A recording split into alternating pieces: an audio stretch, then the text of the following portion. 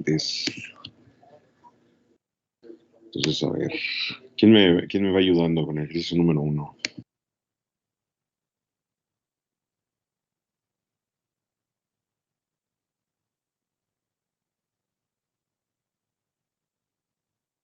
El ejercicio número 1, sí, yo. Adelante, Alejandro. Bueno, estuvimos en la derivada de 0, 0, con 0, 0, ¿no? Para poder analizar la estabilidad. Y hacemos operaciones elementales con los, Uh-huh. con los renglones y obtenemos que es X y Y es igual a 0, 0.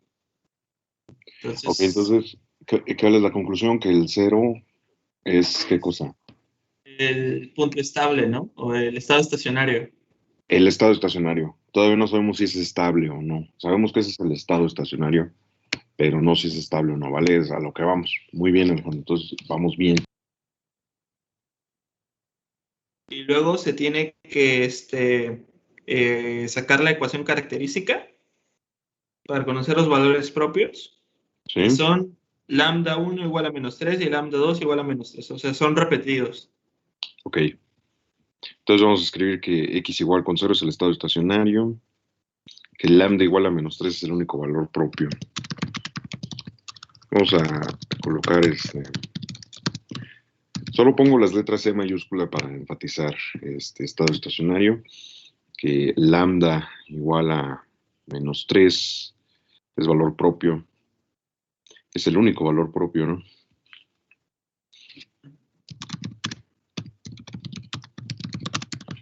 Muy bien. ¿Qué más, Alejandro? ¿Qué sigue de ahí? Poner la solución general, ¿no? Sería y igual a C1B1 por E a la menos 3T más C2 por B1T más W por, bueno, se cierra el corchete por E a la menos 3T y sacar el límite cuando T tiende al infinito. Ok. Ahora vamos a escribir esa última parte. Solamente queda un detalle. Es muy ligero, no es grave. X sería igual a C1 por V. Vamos a dejarlo como V nada más, por E a la menos 3T. Más C2, en este caso, como lambda es el único valor propio, pues vamos a asumir que su multiplicidad algebraica es mayor que su multiplicidad geométrica, ¿vale? Entonces tendríamos que buscar un vector propio generalizado. Y al obtener un vector propio generalizado, entonces tendríamos que multiplicar a V por T, sumarle W, que ese es el vector propio generalizado, y multiplicar todo por E a la menos 3T. Ese es el único detallito en el proceso, como lo dijo Alejandro. Después de eso, una vez que ya llegamos a ese momento, entonces, como bien dijo Alejandro, hay que calcular el límite. Se darán cuenta que cada uno de estos términos, como lo discutimos la vez anterior, al tener una potencia negativa, van a aproximarse a cero cuando t tiende a infinito. Y aquí va a haber un ligero detalle con la t, pero no hay ningún problema, ¿vale? De hecho, en el límite t, aunque t esté multiplicado por a la menos 3t, le gana, ¿sale? Le gana en el límite y entonces esto se vuelve cero, esto de acá se vuelve cero y entonces x tiende a cero, ¿vale? Ustedes pueden comprobar, espero que lo hayan realizado, que el límite cuando t tiende a infinito de x es igual con cero. Y como límite es igual con cero, entonces podemos concluir que el estado estacionario, sí, aquí sería la conclusión, el estado estacionario es estable.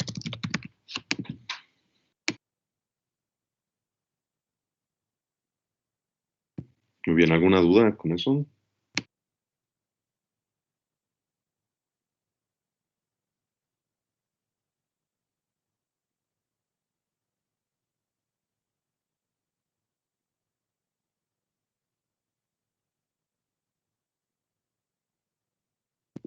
Muy bien, entonces vamos con el número 2. Muy bien, muy bien. ¿Quién me ayuda con el número 2?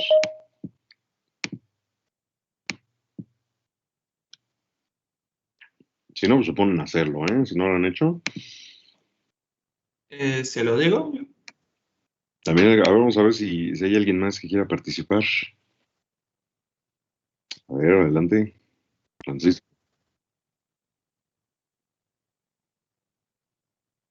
Ujú,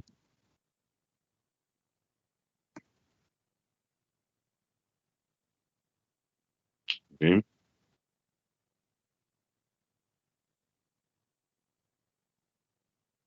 ujú, ok, ¿cuánto vale la? Ujú.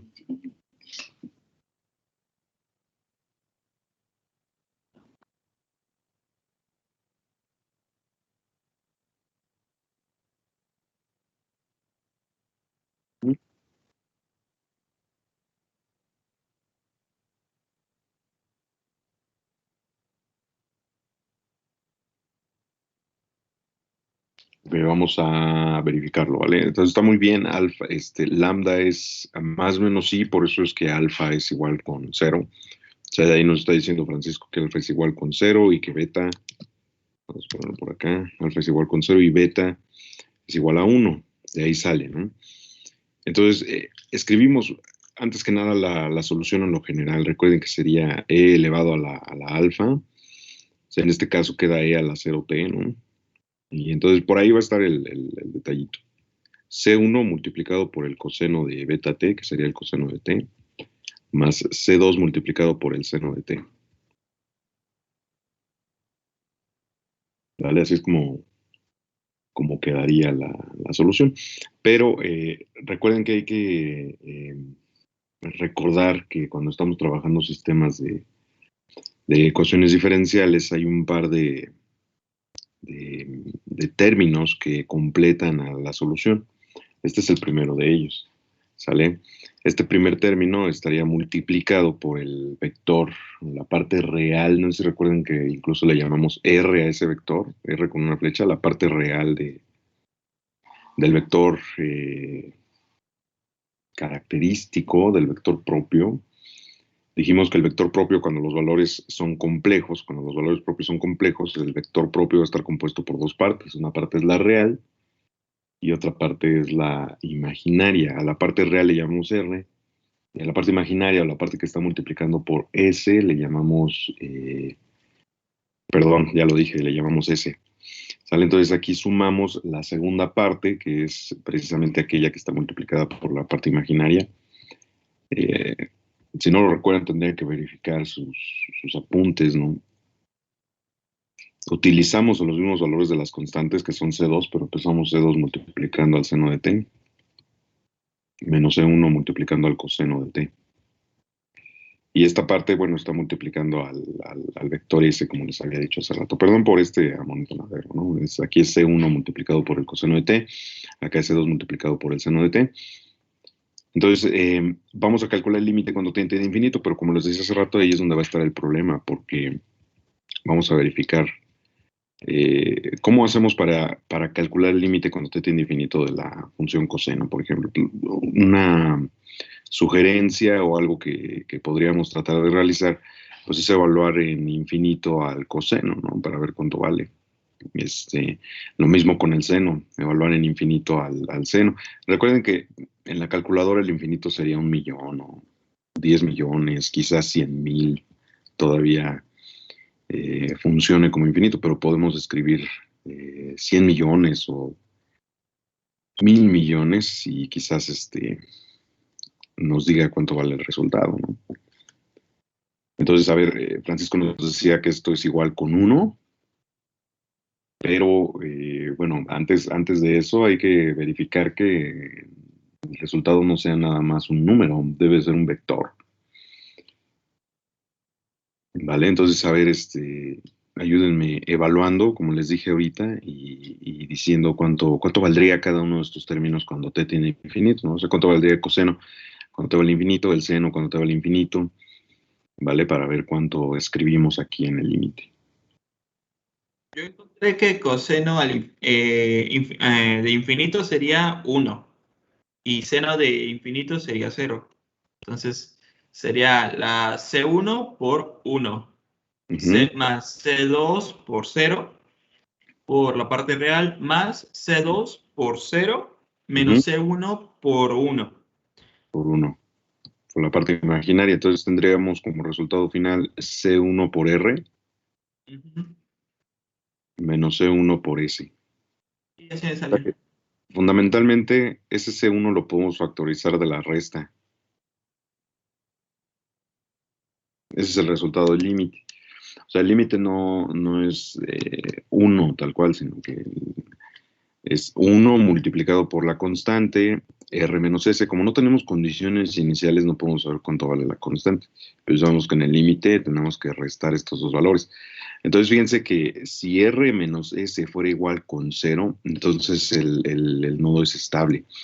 Pero no lo va a hacer desde la parte teórica. La parte teórica nos está diciendo que el alfa va a indicar si el nodo es estable o no.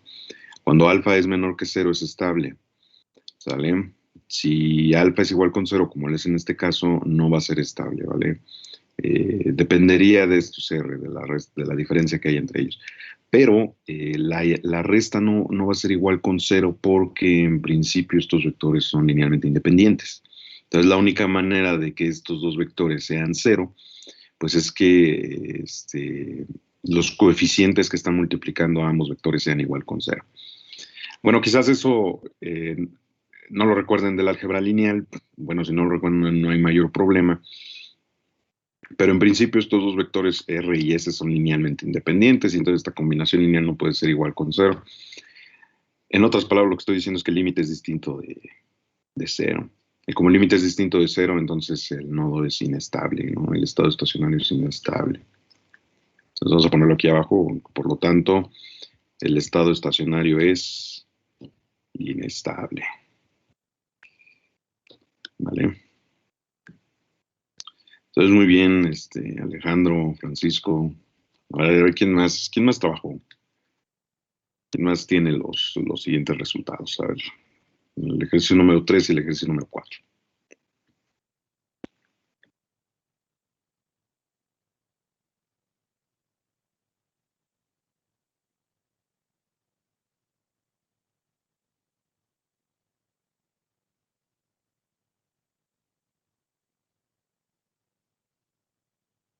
Sí, sí, adelante.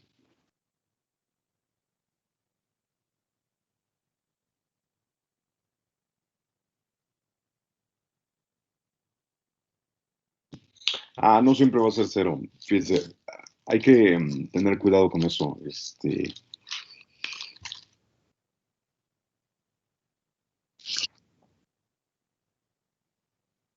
Esa es una posibilidad, sí, que el sistema sea no homogéneo. Si el sistema es no homogéneo, posiblemente la solución sea distinta de esa, pero eso tampoco es garantía, ¿no? Que si hay un vector independiente o que el sistema es no homogéneo, pues no haya, este, la solución sea distinta de cero. Es lo que quiero decirles. No hay que trivializarlo en lo que vamos a tratar de ver.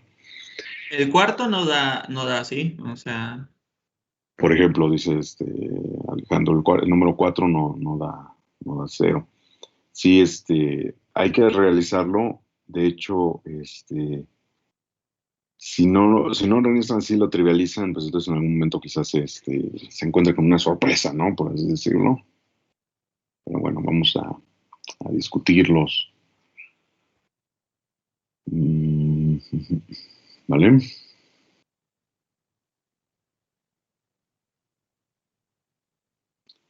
Entonces, el número 3, ¿quién?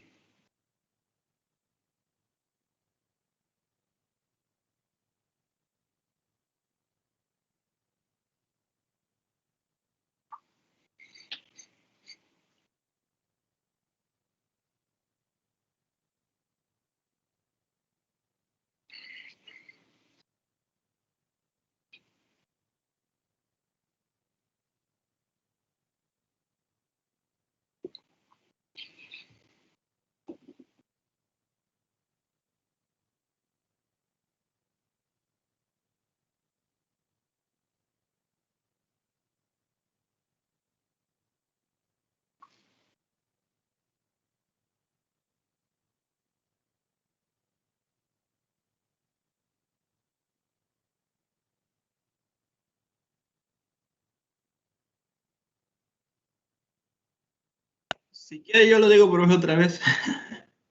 Pues vamos a tener que trabajarlo así o dejarlo así. Mejor vamos a dejarlo así porque si no estaríamos eh, ahorrándoles trabajo a los demás, ¿no? Y no se trata de eso, o sea, todos tienen que esforzarse para llegar a los resultados. La idea era que pudiéramos comparar este, los resultados, checar el procedimiento, pero bueno, ustedes deciden. Vamos a dejarlo así. Tamara, adelante. Profe, yo tenía una duda. Por Ujú. ejemplo, intenté hacer la matriz, pero ya no supe ahí si tenía que quedar hasta el último la matriz de identidad o cómo. Ahí ya no entendí. Sí, en principio hay que realizarlo para que quede la matriz de identidad, ¿vale? Ah, Y así ok. directamente se obtienen los valores de X, Y y Z en este caso, o de V1, V2, V3. Sería X, Y y Z, como lo hemos trabajado, ¿no? Si no lo alcanza a obtener así, si hay un renglón que sea cero, entonces hay una infinidad de soluciones, es una posibilidad. Eh, si obtiene la matriz de identidad, entonces la solución es cero. ¿Sí, Tamara? ¿Cómo le quedó? Sí, es que yo intenté hacer la 3, pero no pude y la 4 sí me salía, pero igual me salió el uno más raíz de 3, Ajá. porque la 3 no me salió. Ujú, O ujú. A ver, no sabía si sí se sacaba la matriz de identidad, por eso tenía duda. a ver, ahí escribí la matriz. A ver, váyame diciendo qué operaciones realizó, o sea, cómo empezó a hacerlo. La 3 Ujú, fue pues la matriz, la que la hice, ujú. y hasta el último, bueno, a mí no me salió que sí se podía sacar la identidad, bueno, la matriz. Ajá, ¿cómo queda? Me quedó 1, 0 menos 1, Ujú. 0, 1, 0 y 0 menos 2 tercios, 1. Menos 2 tercios y uno. Ujú. Y ya de ahí, ya después ya no supe porque si ponía, por ejemplo, ese menos 2 tercios Ajá. a cero, se iban a convertir el 1 a igual a 0. Entonces ya no sé qué hay. Bueno, si estamos en este nivel, primero este de aquí es pivote, está bien. Luego este de acá también debe ser pivote, pero debemos hacer cero, el menos 2 tercios. Lo que tendría que hacer sería multiplicar por 2 tercios al segundo renglón, aquí. Entonces, si multiplica por 2 tercios todo este renglón, pues el único que se va a afectar es el uno. Entonces tendríamos 2 tercios. No, sí, aprovecho el uno que está dibujado ahí para poner 2 tercios. Y si al renglón número 3 le sumamos el renglón número 2, ya se va a eliminar directamente este de aquí. ¿Sale? O sea, menos 2 tercios más 2 tercios va a ser cero. Cero más cero queda cero y uno más cero queda uno. Entonces, si regresamos a la forma original, aquí tendríamos 1. Ese 1 lo volveríamos a obtener si multiplicamos por 3 medios en lugar de 2 tercios. ¿Sale? Y entonces ya así pudo hacer cero el valor que está aquí abajo, Tamara. Y con esto ya puede hacer cero este de aquí. Sumando directamente al renglón número 1, le sumamos el renglón 3 y ya directamente se elimina. Ah, ok, sí. Gracias, profesor. Ok. Muy bien, Tamara.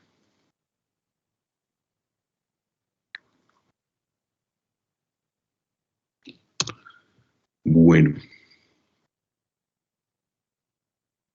¿no calculó los valores propios, Tamara? No, del que sí los calculé fueron del cuarto. ¿Del cuarto? Ajá. ¿Y en el cuarto calculó el estado estacionario? Este, no, porque ahí yo no sabía tampoco de cómo se ponía el de C1 coseno de T más C2 seno de T. Ah, del procedimiento, ¿no? De Gauss-Jordan. Ajá. Lo que pasa es que cuando son complejos, solamente es una pareja, entonces hay que trabajarlo con esa pareja, como si fuera una matriz 2x2, y el valor restante, pues entonces tendríamos que considerarlo para el otro vector propio. Sí, es lo único que hay que hacer. Ok, Ujú. gracias. ¿De qué tamaño? A ver, vamos a ver. Mm,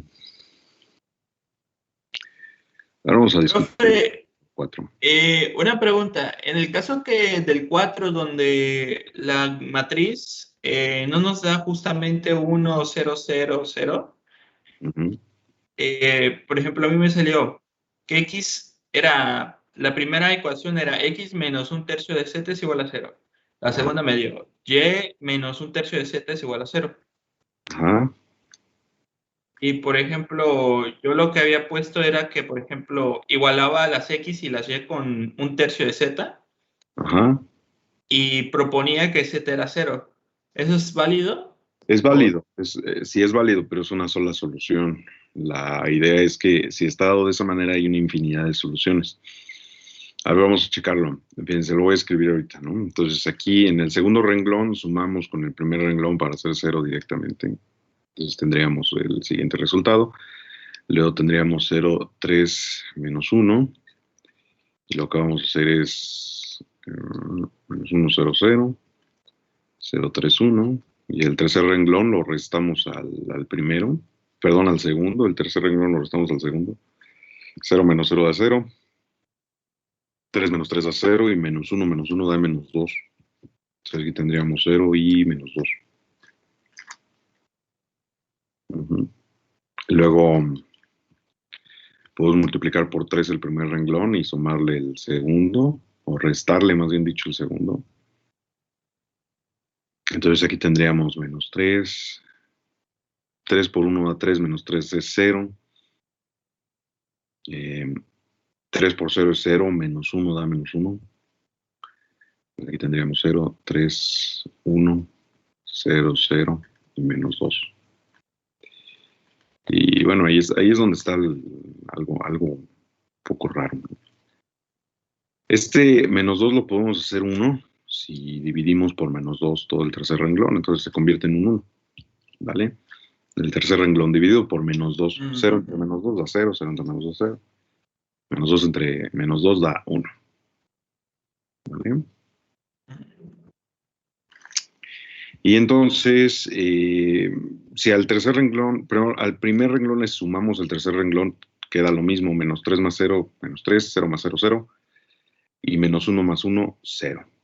Si al segundo renglón le restamos el tercer renglón, también queda 0 aquí, es 0 menos 0, 0, 3 menos 0, 3, y 1 menos 1, 0. Lo que quiero decir es que al final sí debe de quedar la matriz identidad, ¿vale? Ok, yo me habré equivocado. Uh-huh. Y entonces alguno de los, más bien la solución es x igual con 0 también en este caso. ¿Vale? Ahora, ¿en qué tipo de casos no habría solución 0?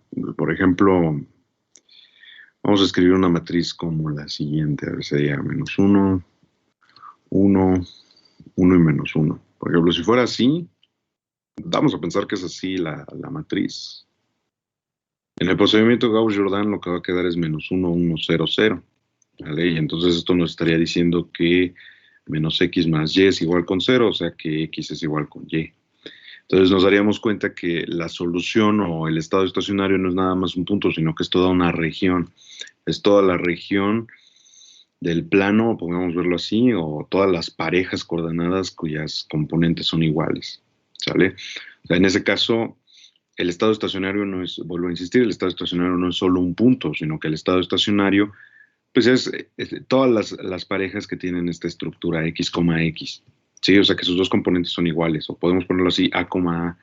Ejemplos serían 3,3, 0,0 es una posibilidad, menos 1, menos 1, Todos esos son vectores que representan al estado estacionario. Entonces, en ese tipo de casos, el estado estacionario es una región más que un punto. Así es que al calcular el límite, tendríamos que verificar que en el límite las dos componentes sean iguales. Si las dos componentes son iguales, entonces podemos verificar que el estado estacionario es estable y verificar además en qué punto es estable, ¿sí? En este caso, por ejemplo, en el caso que estoy ilustrando aquí para esta matriz, bueno, si calculamos los valores propios, tendríamos menos 1 menos lambda, 1, 1 y menos 1 menos lambda. Vamos a ver cuánto sale, ¿no? Entonces, a ver, de aquí en vez de paréntesis tuve que poner barras. Entonces sería menos 1 menos lambda por menos 1 menos lambda, menos 1. Entonces tendríamos lambda al cuadrado, más lambda, más 2 lambda, ¿sí? Más 1 menos 1, o sea que así quedaría. Entonces tendríamos lambda por lambda más 2, y esto igual con 0 indica que los dos valores propios son, vamos a ver aquí, lambda 1 igual con 0 y lambda 2 igual a menos 2. Esos serían los valores propios. Entonces, fíjense, en este caso especial, vamos a decirlo así, ya vimos, escribí este ejemplo para que viéramos el caso donde el estado estacionario no es el 0, ¿sí? Uno de los valores propios es negativo, entonces posiblemente sea estable, pero ese posiblemente va a depender del valor de las constantes. Entonces lo que tendríamos como resultado para la X sería un C1 multiplicado por V1 por E a la 0, ¿no? Aquí sería E a la 0, pero como es E a la 0 queda un 1, entonces nada más queda así. C1 por V1 es una constante, ¿estamos de acuerdo? Más C2 multiplicada por V2 por E a la menos 2T. Entonces cuando calculamos el límite, como la primera parte es constante, perdón, ahí me faltó el X, ¿no? El límite. La primera parte es constante, queda C1 por V1. Entonces, tendríamos que calcular cuál es este vector propio para verificar si sus componentes son iguales. Y si sus componentes son iguales, entonces es estable. ¿Me explico? O sea, vamos a pensar que V1 fue el vector 2, 2, por ejemplo, o el vector 1, 1. O sea, sus dos componentes son iguales. Entonces aquí en el resultado quedaría C1 multiplicado con C1. Como ambas componentes son iguales, entonces sí, el estado estacionario es estable. Pero vamos a suponer que el vector propio en lugar de 1, 1 fue igual a menos 1, 1, por ejemplo. O sea, la primera componente es menos 1 y la segunda componente es 1, como lo estoy ilustrando ahorita. Si es así, entonces la primera componente hubiera quedado menos C1, la segunda componente quedaría C1, y entonces ahora ya no lo cumple, ya no es estable. ¿Sí me siguieron? ¿Dudas? Sí, profe. Entonces, siempre que nos haga así, tenemos que verificar que los vectores propios sean iguales, tengan la misma condición, ¿no? Pero en este caso, ¿no? Como en este caso sí. Pero podría ser, podría sacar otro ejemplo así de sencillo, pero donde no sale que las componentes son iguales, ¿no? Por ejemplo, vamos a poner 1, 1, 3, 3. O sea, directamente se ve que son, incluso lo voy a poner así como menos 3, directamente se ve el resultado. O sea, el resultado es que el primer renglón queda 1, 1 y el segundo renglón 0, 0. Entonces aquí nos indica que X más Y es igual con 0. Entonces en este caso el estado estacionario son todos los vectores cuya suma de sus componentes es igual con 0. Entonces también lo podríamos ver así, como que la primera componente es el negativo de la segunda. Esa es otra posibilidad. Es lo mismo, pero es otra posibilidad. Y entonces aquí sería al revés el argumento, ¿no? Por ejemplo, si lo trabajamos con tendríamos 1 menos lambda, 1 menos 3 menos lambda, para ver cuántos salen los valores propios. Tendríamos 1 menos lambda por menos 3 menos lambda, más 3 sería lambda al cuadrado, más lambda, más 3 lambda, más 4 lambda, menos 3 más 3. Y entonces aquí tendríamos que lambda multiplicado por lambda más 4 es igual con 0, entonces lambda 1 es 0 y lambda 2 es igual a menos 4.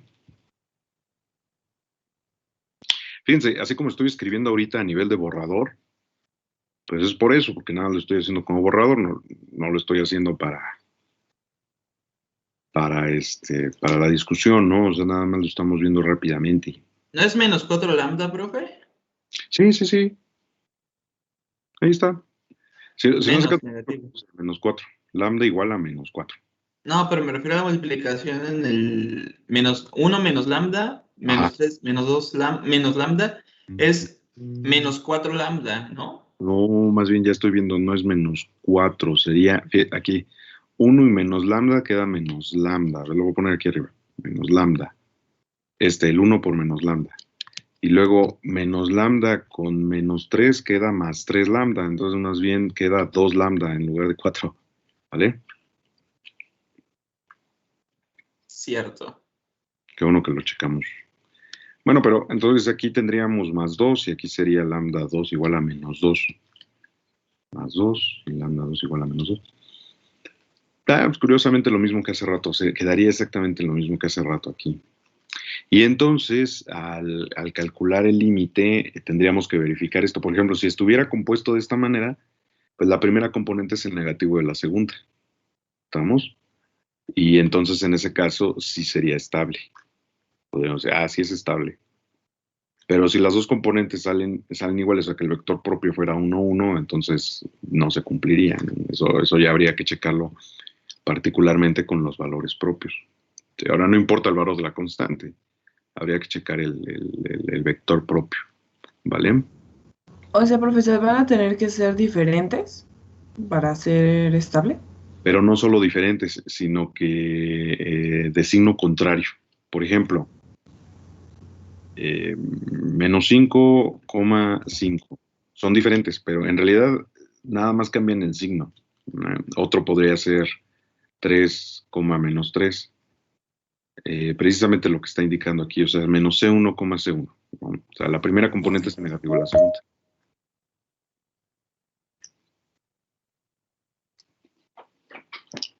Por ejemplo, con lambda igual a menos 2, el vector propio sería 3, 1, menos 3 y menos 1. Entonces, son linealmente dependientes. Queda 3, 1. Y el vector propio estaría dado por 3 es igual a menos 1. ¿No? Ajá, pero a ver, habría que checar cuál es el vector propio que tenemos que analizar. La solución dijimos que va a quedar de la misma manera que aquí arriba. Aquí. Pero en el límite, el único término que nos interesa es V1. V1 está asociado al primer valor propio, que es lambda igual con 0. Entonces habría que sacar el vector propio para lambda igual con 0. ¿Sí, Alejandro? Entonces, ¿Y siempre será así? ¿Solo importa el V1, no el V2? No, porque en el V2, no importa el V2, porque en el V2 en el límite, no importa cuánto valga en el límite, se va a 0. ¿Ya vieron? ¿Sí estamos? Ok, sí, tienes razón. Ajá, lo único que queda es y entonces analizamos sobre eso. Y de hecho, bueno, lo tienen que hacer, pero de hecho se van a dar cuenta que es esto mismo, ¿no? Entonces sí va a ser estable. ¿Vale? O sea, por ejemplo, un vector propio sería el menos 1, 1. Podrían decir ustedes, V1 sería igual a menos 1, 1. Y como es menos 1, 1, entonces vamos a obtener esta relación y por lo tanto sí es estable. ¿Vale? De hecho.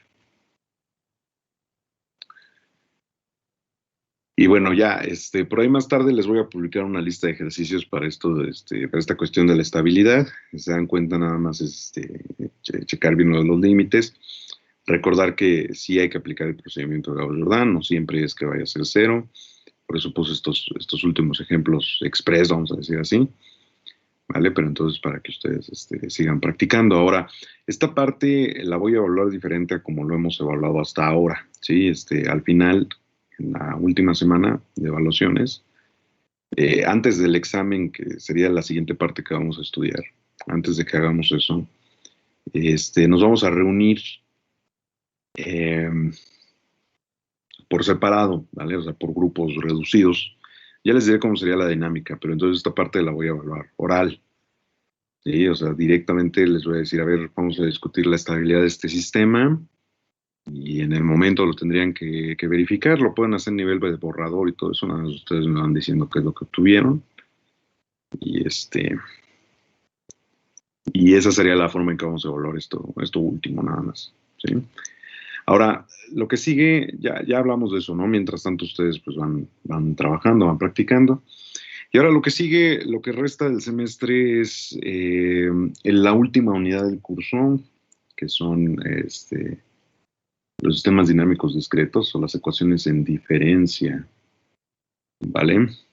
Las ecuaciones en diferencia son semejantes a las ecuaciones diferenciales que hemos estudiado hasta ahora, ¿vale? Entonces es lo que vamos a analizar, a discutir.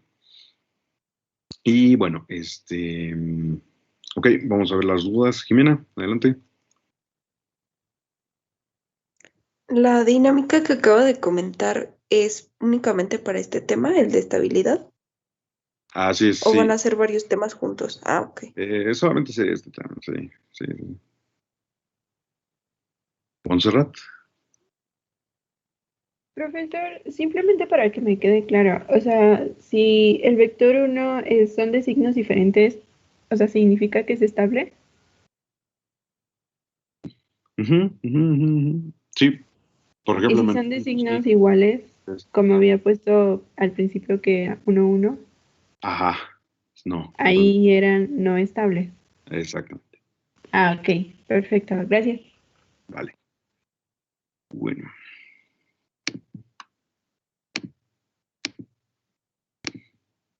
Entonces comenzamos directamente con la unidad número... Ah, sí, así de volada estuvo esta unidad, ¿no? De estabilidad. No hay mucho más que comentar, entonces ahí está. Unidad número 5. Ecuaciones en diferencia.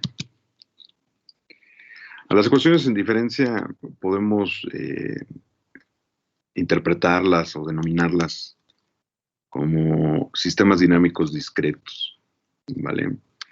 Entonces vamos a poner aquí que se trata del estudio de sistemas dinámicos discretos.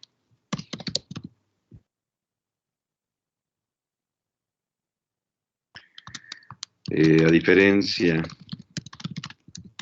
de lo que hemos estudiado hasta ahora, los cambios están dados por diferencias, no por derivadas. Las derivadas miden cambios instantáneos, las diferencias miden los cambios enteros, por así decirlo, no sé, los cambios totales, pero de una cantidad a otra, aunque estén muy alejadas entre sí. Por ejemplo, la diferencia, vamos a enfatizar esa parte, ¿no? La diferencia entre 15 y 4, pues es 11. ¿Estamos de acuerdo? ¿Cómo hicimos para calcular ese 11? Pues lo que hacemos simplemente es 15 menos 4. Esa es la diferencia. Solo que le vamos a poner un nombre específico a esa diferencia, ¿no? Le vamos a llamar delta, de hecho, o incremento. ¿Vale? Entonces vamos a escribir aquí abajo notación. Se utiliza la letra griega delta mayúscula para escribir una diferencia. Esta letra delta mayúscula es así, ¿vale? Es un triángulo, si lo quieren ver así, ¿vale? Pero como todo tiene que... Vamos a poner aquí. Observación. Como todo cambia esencialmente con respecto al tiempo, entonces escribiremos, esto ya lo voy a poner a mano porque debe de ser un subíndice, escribiremos delta t, ¿sí? Eso significa o quiere decir que es el cambio o es la diferencia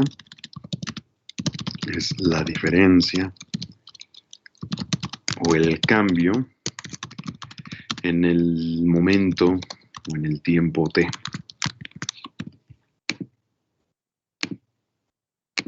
Entonces ya utilizando el ejemplo anterior, ¿no?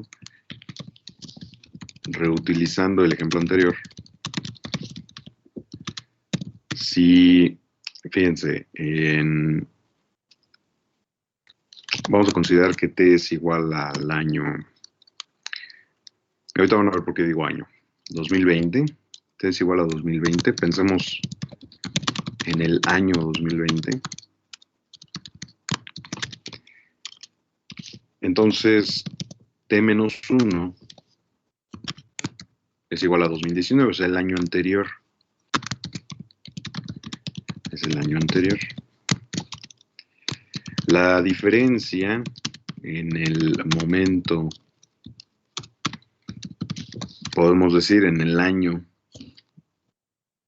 2020, es, vamos a poner aquí abajo, sería delta t, o sea, la diferencia entre las dos variables en el momento 2000 o en el 2020 o en el año 2020, pues es el valor de la variable en el 2020 menos el valor de la variable en el 2019. ¿Sale? Entonces, ahorita todavía no hablamos de variables, nada más vamos a pensar que este valor corresponde al 2020. Sí, es el valor en el 2020. Y este es el valor en el 2019. ¿Vale? Entonces el incremento, pues fue, o el cambio, más bien dicho, vamos a ponerlo aquí así. Entonces el cambio es de 11 unidades. Ahora, si lo viéramos concretamente o a nivel de variables, vamos a pensar de la siguiente manera, ¿no? A nivel de variables, considere que X, por ejemplo, ¿no? XT representa el ahorro de un individuo, ¿no? Individuo. En el momento o en el año, vamos a poner así, en el año, vamos a poner entre paréntesis el momento T. Entonces, por ejemplo, XT, X 2020, dice cuál es el ahorro que tiene este individuo en el año 2020. Vamos a pensar que son miles de pesos, ¿vale? En unidades.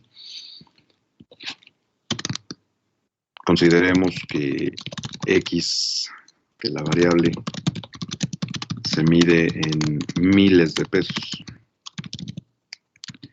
Entonces, en el año 2020 tiene 15,000 pesos ahorrados. En el año 2019 tenía 4,000 pesos ahorrados. Entonces, la diferencia indica cuánto aumentó su ahorro. Vamos a poner aquí delta t sería igual a xt menos xt menos 1, como nos está diciendo aquí esta parte, ¿vale? Entonces, delta del año 2020 sería igual a 11. O sea que el ahorro del individuo, el ahorro de este individuo aumentó 11,000 pesos del año 2019 al año 2020. Es lo que estaríamos diciendo con esto, ¿vale? Conclusión. El ahorro de este individuo aumentó 11,000 pesos del año 2019 al año 2020. Entonces es precisamente eso lo que vamos a analizar, ese tipo de problemas los que vamos a analizar con los sistemas dinámicos discretos o las ecuaciones en diferencia. Esta es una diferencia, entonces todas las ecuaciones van a tener esta estructura, las ecuaciones que vayamos a estudiar en esta parte. ¿Sale? Vamos a pensar en estas deltas como si fueran las diferenciales, precisamente. ¿Vale? Y entonces, bueno, vamos a empezarle a meter un poquito más de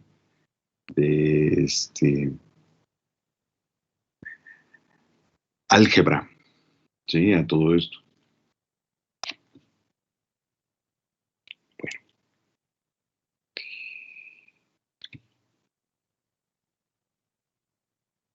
Voy a dejar un poquito la pizarra para que puedan copiar todo esto. Voy a pasar a la siguiente parte en una nueva página, ¿vale? Entonces, hasta ahí se entendió, espero que se haya entendido lo que es una ecuación en diferencia, más bien una diferencia. Todavía no vemos que es una ecuación en diferencia, es más bien una diferencia, ¿sí? Una diferencia no es más que la resta, o eso, simplemente la diferencia entre dos cantidades, o al menos dos cantidades. ¿Sale? Lo vemos en el caso más sencillo que es este, que es la diferencia entre la cantidad presente y la cantidad inmediatamente anterior, ¿no? O la cantidad del año anterior. Puede suceder que haya periodos más extensos, ¿vale? De eso ya lo vamos a ir discutiendo. Si hay alguna duda me pueden comentar, ¿vale?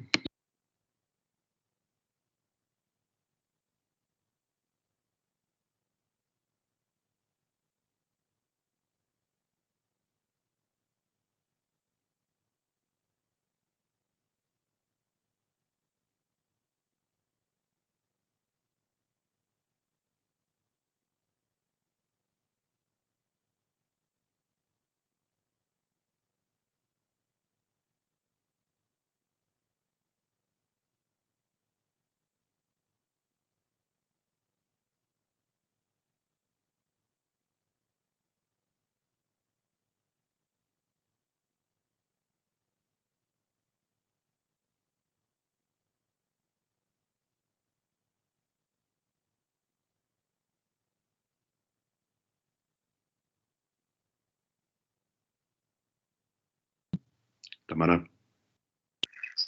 Profe, entonces, como este tema, por ejemplo, en la vida cotidiana, por así decirlo, sirve para saber como el ahorro de los individuos o también, por ejemplo, en la economía, como saber, por ejemplo, cuánto tuvimos en el 2011 comparado en el 2021, de, por ejemplo, cualquier cosa o cualquier tema, o solamente como para Así es. ahorro. De hecho, el PIB, por ejemplo, ustedes saben que el Producto Interno Bruto se mide trimestralmente, ¿no? Entonces hay un índice, de hecho, antes de que salgan los datos reales, hay un índice para medir el PIB real, ¿no? La publicación exacta del PIB sale después, creo que está rezagado por 3 trimestres, si no mal recuerdo. Entonces, sí, o sea, por ejemplo, el PIB al mes de marzo, con diferencia al PIB del mes de diciembre del año pasado, nos va a decir cuánto aumentó, cuánto disminuyó, ¿no? Y entonces ahí analizar cuáles fueron los efectos o las posibilidades. Por ejemplo, ustedes saben que debido a la pandemia hubo una disminución en el PIB y esa disminución se mide precisamente nada más con eso, con una diferencia. Entonces todas las bases de datos que están ahí incorporadas, pues las tomamos para calcular esas diferencias. De hecho, más adelante vamos a trabajar en Excel con datos, y para trabajar todas esas diferencias, los vamos a hacer a mano y los vamos a hacer en la computadora, ¿vale? Pero sí, Tamara, de hecho, todo lo que es aplicable son con cantidades discretas, o sea, como lo estamos viendo aquí, con simples diferencias o simples aumentos o decrementos, ¿vale? Jimena. Entonces, esto es determinado por la diferencia, por ejemplo, del periodo que queremos obtener menos el periodo que ya tenemos. Por ejemplo, no necesariamente tiene que ser de un año. Dice que puede ser por trimestres o dependiendo lo que se quiera calcular. Exactamente. Solo hay que tener cuidado con cuáles son los periodos, los momentos. Por ejemplo, si son trimestres, hay que ver si es inmediatamente el trimestre anterior. Si son años, que sea el año anterior. No necesariamente tienen que ser entre años, pero ahí vamos a ver que hay una denominación para eso, ¿vale? Por ejemplo, si es por años, ahorita estamos viendo el ahorro del 2020 al 2019. Pero si lo hubiéramos visto como desde el 2020 al 2018, en realidad pasaron 2 años. Nuestra unidad de tiempo es un año. Entonces, en ese caso, tenemos una diferencia de 2 periodos, no una diferencia de un solo periodo. Entonces, hay que tener en cuenta cuál es el periodo, ¿vale? Eso ahorita lo estamos viendo en el caso más simple, que es nada más lo que es inmediatamente anterior. Pero sí se puede analizar para más periodos, solo que va a tener otra denominación. Sí va a tener otro nombre. No es nada, nada extravagante. Ahorita lo vamos a ver, de hecho. ¿Sí? Entonces, continuamos. Entonces sí se debe dejar muy explícitamente el periodo, ¿no? Para que no haya confusiones después del resultado. Así es, Jimena. Sí, para que no haya confusiones hay que saber cuál es el periodo. Sí hay que dejarlo bien específico cuál es el periodo que se está trabajando. Bueno, entonces, lo que vamos a trabajar, lo que vamos a observar nosotros son ecuaciones. ¿Sí? Entonces, mediante una ecuación denominada en diferencias, podemos conocer la relación entre variables de diferentes periodos, momentos, vamos a verlo así. Por ejemplo,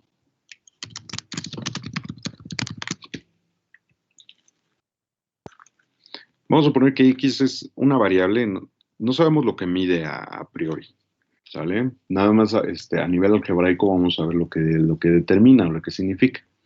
Xt más 1 va a ser igual a el doble de xt más 5.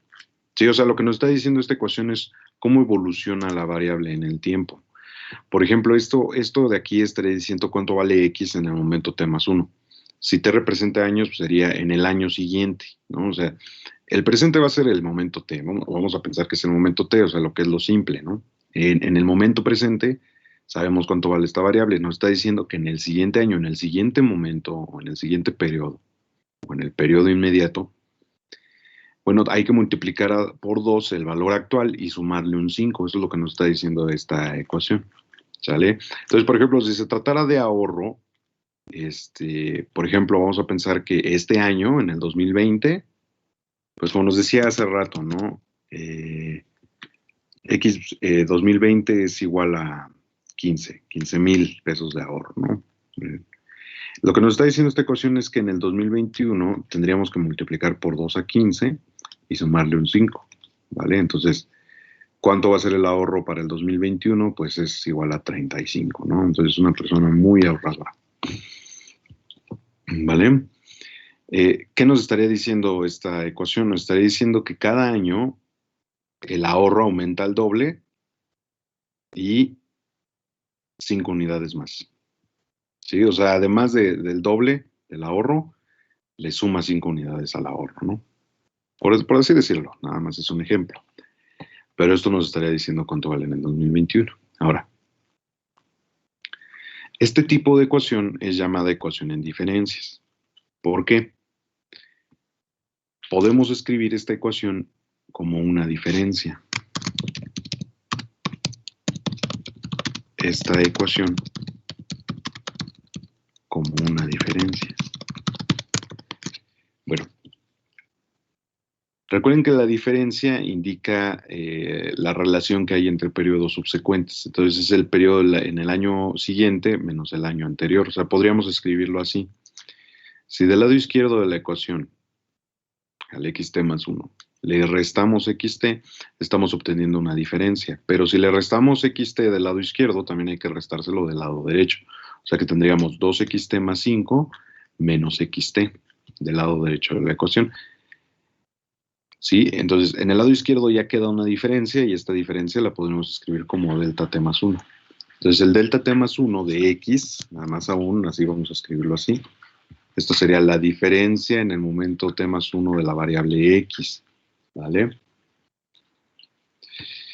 Es igual, vamos a ponerlo de este lado, es igual a 2xt menos xt, como son la misma variable, quedaría xt, ¿sale? Entonces sería xt más 5. O sea, ¿cómo medimos la diferencia en cada uno de los periodos? Pues dice, la diferencia que hay en el periodo siguiente respecto al anterior sería el valor del momento presente más 5, ¿no? Esa sería la diferencia.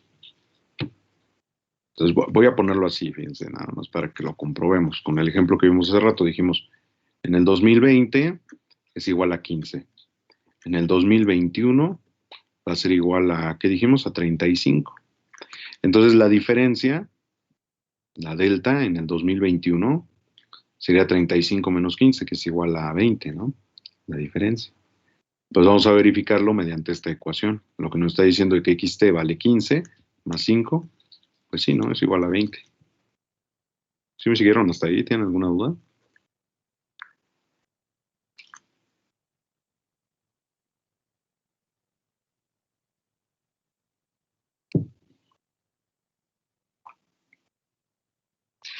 Bueno, y entonces comentábamos que en ciertas ocasiones, esto que puse de color verde nada más es el ejemplo en específico, ¿no? Para lograr entenderlo, ¿no? Para verlo específicamente con números, ¿no? Pero entonces, por eso es que a este se le llama una ecuación en diferencias, porque precisamente la podemos escribir como una diferencia. Bueno, voy a enfatizar esto como el último resultado, y entonces aquí vamos a poner aquí abajo otro ejemplo.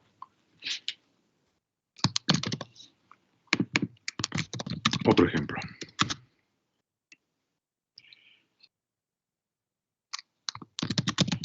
La siguiente ecuación es denominada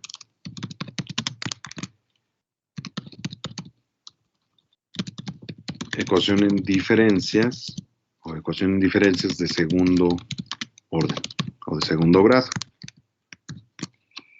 ¿Por qué? Fíjense. Lo que nos va a decir es cuál es la relación que hay entre dos periodos subsecuentes o dos periodos consecutivos. ¿Sí? Entonces nos está diciendo, ¿cuánto vale la variable x en el periodo t más 2? O sea, 2 años después. Bueno, resulta que va a estar relacionada con la variable misma del año siguiente, el valor de la variable en el año siguiente, el valor de la variable en el año actual, vamos a poner que también está multiplicada por 4, más algún valor, ¿no? Más 5, por ejemplo. Entonces, podemos calcular dentro de 2 años el valor de la variable si conocemos el valor de la variable en el año siguiente y conocemos el valor de la variable en el año presente.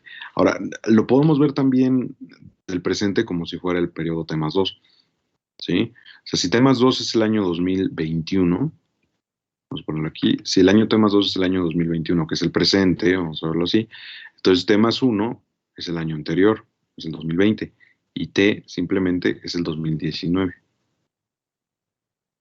¿Estamos de acuerdo? O sea, lo podemos ver desde cualquier perspectiva. Ahora, quizás la perspectiva presente sea el 2021 aquí. Voy a borrar esta parte de acá, ¿vale? Quizás en nuestra perspectiva o desde esta perspectiva, el presente sea el xt más 1. Lo puede ser sin ningún problema, o sea que el xt más 1 es el 2021. Significa que t más 2 sería el siguiente año, que es 2022, y xt es el año anterior, que es 2020. ¿Sale? O sea, no importa, ¿sí? Nosotros podemos cambiar la perspectiva o no necesariamente tiene que ser la T solita el año presente. Depende de lo que estemos analizando, del momento que estemos analizando. Entonces, bueno, esta es la ecuación en diferencias de segundo orden porque nos está diciendo cuál es la relación entre dos variables que están separadas entre sí por dos periodos. Vamos a verlo de esta manera.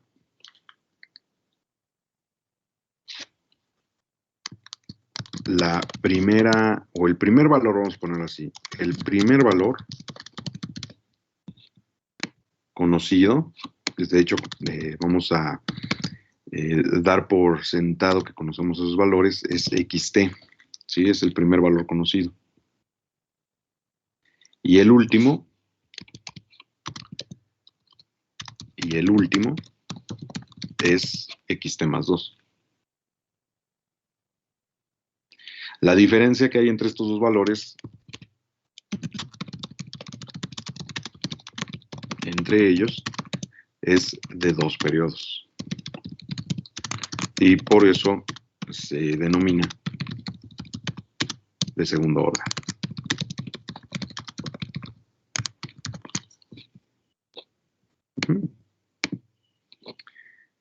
Entonces ahora también esta ecuación en diferencias la podemos reescribir como diferencias precisamente. Ahorita vamos a ver cómo vamos a representar esas diferencias, ¿vale? Bueno, entonces tendríamos, por ejemplo aquí, primero que nada al xt más 2 le restamos el xt más 1. ¿Vale? Es porque esa sería la primera diferencia, la diferencia más simple, si lo quieren ver así.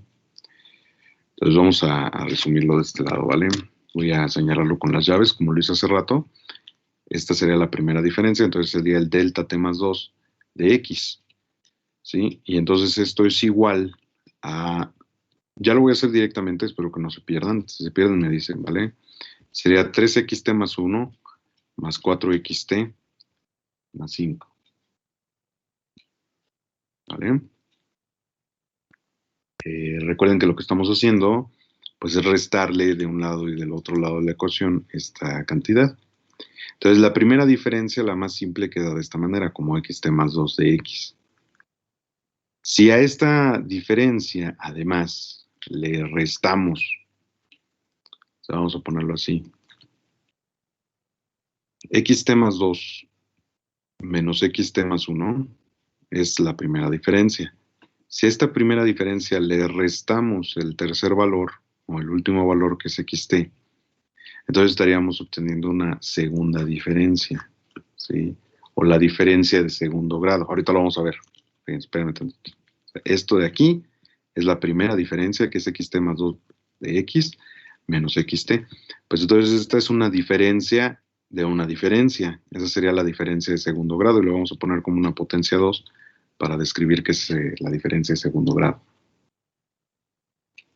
¿Sale? Es la diferencia de las diferencias, pero no es tan simple, ¿sí? O sea, nosotros lo vamos a pensar así, pero no es tan simple. Porque en realidad aquí no estamos calculando diferencias de diferencias, sino que es una diferencia menos un valor fijo. Aquí, una diferencia menos un valor fijo. Entonces esta realmente no tiene una notación hasta que no le hagamos un procedimiento, un paso que ahorita van a ver, que está medio encerrado ese paso, pero ahorita van a ver cómo se hace, ¿vale? Para que podamos escribir esto como una diferencia de diferencias, tenemos que calcular diferencias, pero esto no es una diferencia. Entonces, para hacerlo una diferencia, lo tenemos que escribir de esta manera, miren. Abrimos un corchete y calculamos la diferencia en xt más 1. ¿Ya vieron? Esta segunda parte ya sería otra diferencia. Sería la diferencia en el momento t más 1 de la variable x.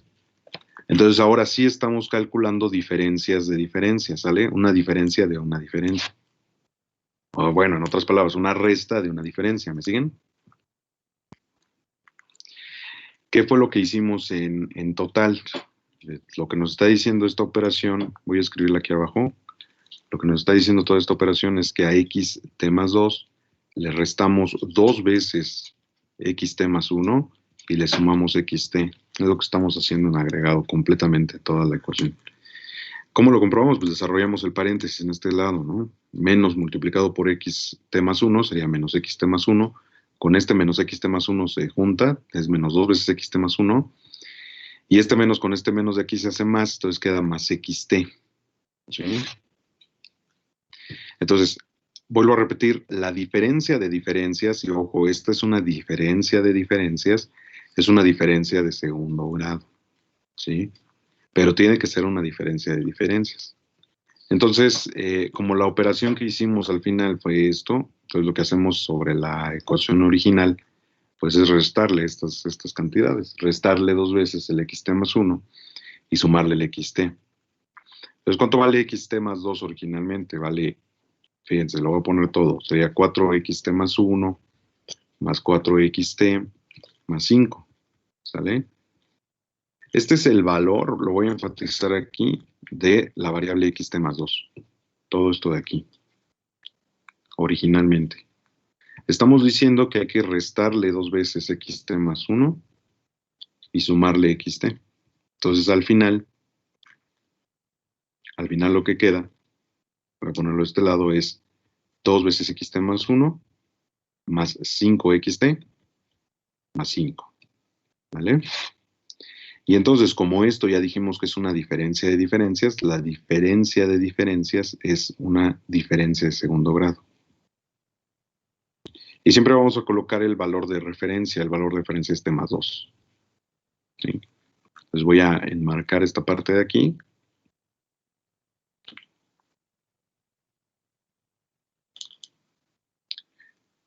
Y poner aquí abajo, ¿no? Lo que representa la segunda diferencia.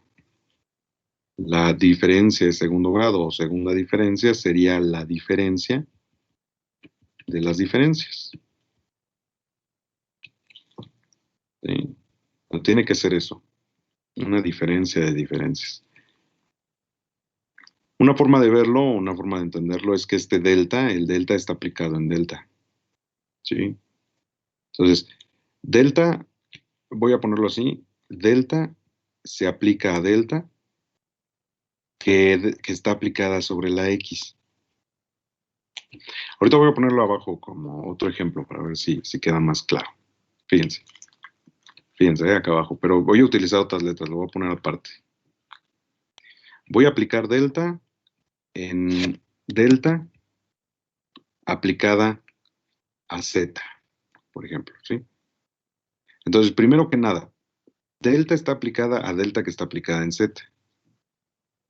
Entonces, la delta está aplicada en la diferencia de Z. Vamos a poner que es Z final menos Z inicial. ¿Sí? Pero esta diferencia, la delta que está aplicada a esta diferencia, tiene que ser la diferencia de las diferencias. O sea que esta diferencia se le resta a otra diferencia.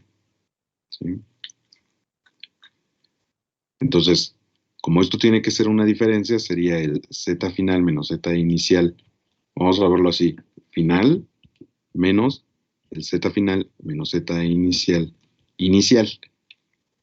O sea, la primera diferencia calculada y la segunda diferencia calculada. ¿Sí me siguieron la onda ahí con eso? ¿Alguna duda?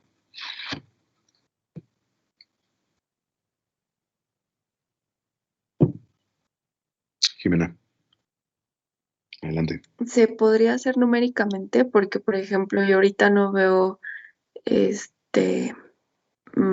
va a sonar redundante, ¿no? Pero la diferencia entre la diferencia final y la inicial. Uh-huh. Sí, O no sé si sería el mismo número, por ejemplo, si el resultado de diferencia final sea 2 y el resultado de diferencia inicial también sea 2, por ejemplo.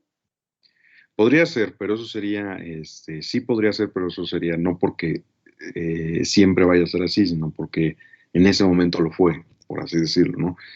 Esta sería la segunda, la diferencia final calculada. Fíjense, por diferencia entendemos una resta. Esta es la primera resta, la primera diferencia. Entonces, a esta diferencia, a esta resta le aplicamos una diferencia. O sea que la diferencia que hayamos calculado, le restamos la diferencia que habíamos calculado antes, como aquí. Esta es la diferencia vamos a pensar así, la diferencia en el año 2020.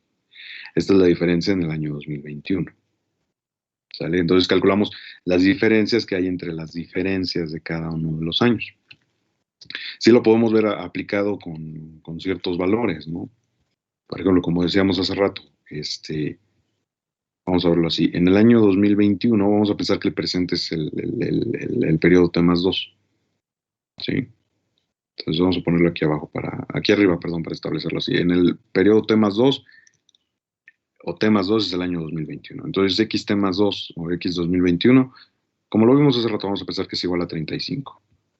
En el 2020 es igual a 15. Creo que lo había puesto así. No importa si no coincide, ¿vale?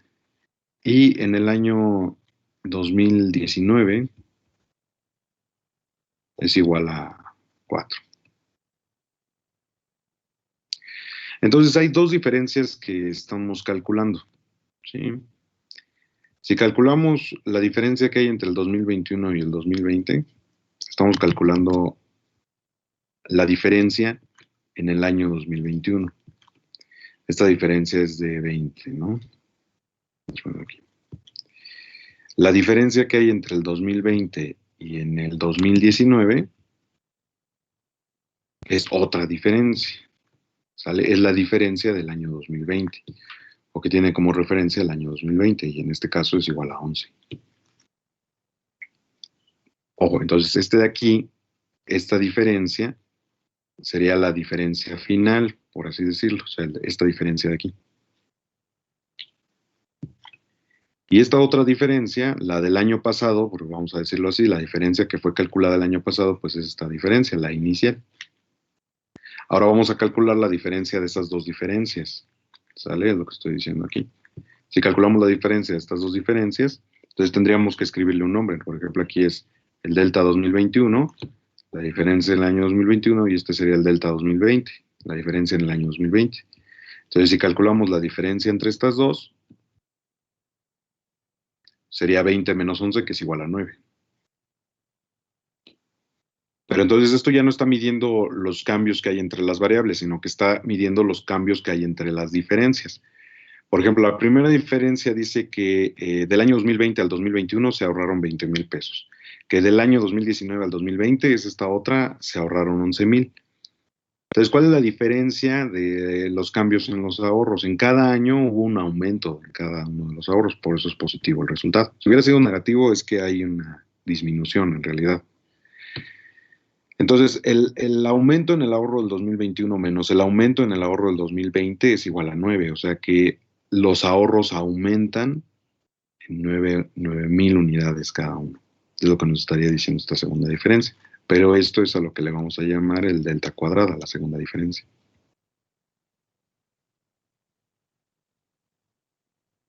¿Cómo ven? ¿Sí queda más claro así? Sí. Vale. Entonces esto sería la primera parte, la parte introductoria de las ecuaciones en diferencia. Voy a dejar así el apunte completo, por si es que les faltó algo por ahí. Vamos a seguir practicando, por supuesto. Lo que vamos a practicar es que, dada una ecuación, si no está escrita en diferencias, la vamos a tener que escribir en diferencias, ¿sale? Y después de haber escrito la ecuación en diferencias, ya vamos a ver cómo se resuelven las ecuaciones. Pero primero tienen que estar escritas como ecuaciones en diferencias para ver cómo se resuelven, ¿vale? Y bueno, es lo que vamos a estar discutiendo en lo que queda del semestre. Si no hay más dudas, eso sería todo por hoy.